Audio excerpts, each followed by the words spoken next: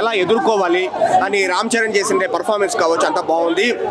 Like sun character చేసిన Ram Charan performance మనకి ఇప్పుడు ఎలక్షన్ కమిషనర్గా కావచ్చు, ఎలక్షన్ ఆఫీసర్గా కావచ్చు, ఐఏఎస్ ఐపీఎస్ ఆఫీసర్స్గా కావచ్చు, ఆయన పర్ఫార్మెన్స్ అంతా ఒక ఎత్తుంటే ఫాదర్ రామ్ చరణ్ క్యారెక్టర్ చేసిన లైక్ అప్పన్న క్యారెక్టరైజేషన్ అయితే నెక్స్ట్ లెవెల్లో ఉంటుంది.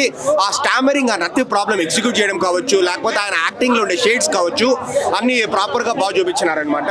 అండ్ అఫ్ కోర్స్ మనకు కేఆర్ అద్వాని కూడా అమ్మాయి బాగా చేసింది. అండ్ అంజలి గారు అయితే నిజంగా చాలా బాగా చేస్తారు.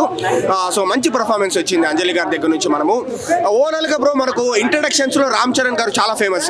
మనం చిరుత నుంచి మనం చూస్తున్నాము. ట్రిపుల్ ఆర్ లో అయితే నెక్స్ట్ లెవెల్ ఇంట్రడక్షన్. ఈ మూవీలో కూడా చాలా మంచి ఇంట్రడక్షన్ ఉంది. ఫస్ట్ హాఫ్ అంతా మంచి మంచి ఎంగేజింగ్ స్క్రీన్ ప్లే ఉంటుంది. ఇంటర్వెల్ ముందు అయితే ఒక అన్ఎక్స్పెక్టెడ్ ట్విస్ట్ ఉంటుంది అనమాట. మళ్ళీ సెకండ్ హాఫ్ క్లైమాక్స్ కొంచెం హార్ట్ టచింగ్ గా ఉంటుంది.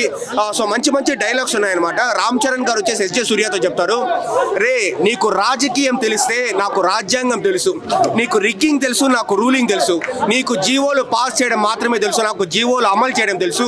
నువ్వు నేను ఒకటంటారా, నువ్వు మహా అంటే 5 ఏళ్ళు మాత్రమే మినిస్టర్వి, నేను చచ్చిపోయేంత వరకు, నేను బతుకున్నంత వరకు నేను వచ్చేసి ఐఏఎస్ అని చెప్పే డైలాగ్స్ మనకు శంకర్ గారి మార్కు కనబడుతుంది బ్రో. సో ఓవరాల్ గా తమన్ మంచి బీజిఎం ఇచ్చినాడు. నానా హైరాణ సాంగ్ ఒకటి మిస్ అయింది అంతే కానీ మూవీలో లేదు. ఓవరాల్ గా రామ్ చరణ్ గారు, ఎస్జే సూర్య గారు చాలా మంచి పర్ఫార్మెన్స్ ఉంది.